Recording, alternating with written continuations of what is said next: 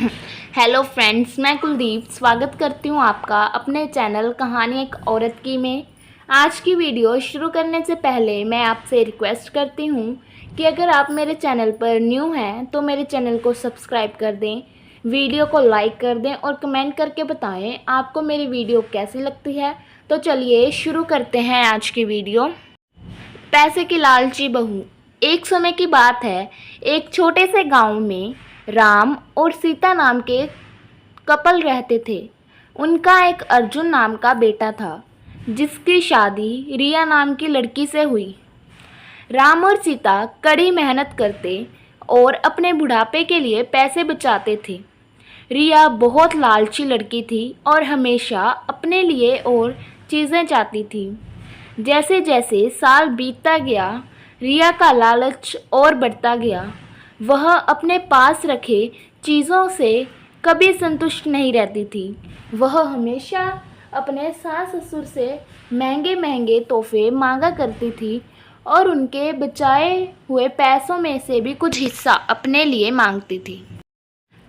राम और सीता बहुत ही अच्छे पेरेंट्स थे, इसलिए उनकी सारी ज़रूरतों को पूरा करते थे ताकि परिवार में शांति बनी रहे। वह अपने पति अर्जुन के ऊपर भी दबाव डालती थी कि वह अपने माँ बाप से पैसे और संपत्ति मांगे। वह बहुत ज़्यादा संपत्ति इकट्ठा करना चाहती थी बिना किसी मेहनत के। एक दिन राम और सीता ने यह फैसला लिया कि वह रिया को सबक सिखाएंगे। वह उसे बुलाते हैं और बोलते हैं कि बेटा, हमें तुमसे कुछ ज़रूरी बातें करनी हैं। हमने ये फैसला किया है कि हम अपनी जायदाद का कुछ हिस्सा अपने बच्चों में बांटेंगे और उसका कुछ हिस्सा तुम्हें भी देना चाहते हैं। रिया खुशी से झूम उठती है क्योंकि वह हमेशा से यही चाहती थी। लेकिन राम और सीता के मन में कुछ और ही चल रहा था। उन्होंने एक पत्थरों से भरा हुआ बैग उससे दे दिया और बोला, बेटी, ये तुम्हारे हिस्से की संपत्ति है।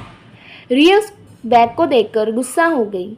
उसने उस पत्थर से भरे हुए बैग को ज़मीन पर फेंका और ज़ोर से चिल्लाते हुए बोली कि मेरी मजाक उड़ाने की तुम्हारी हिम्मत कैसे हुई?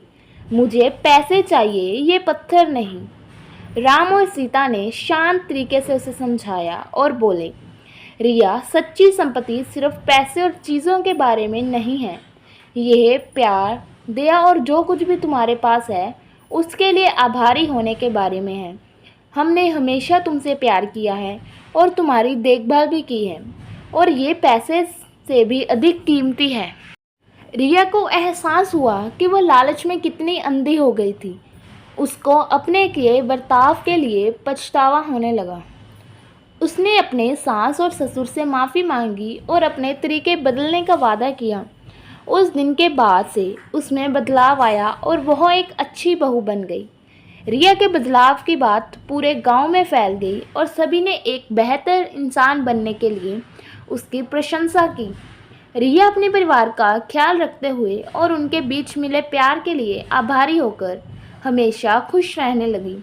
सच्चा धन प्यार, दया और जो हमारे पास है उसके लिए आभारी होने से आता है, ना कि हमेशा और अधिक चीज़ों की चाह रखने से।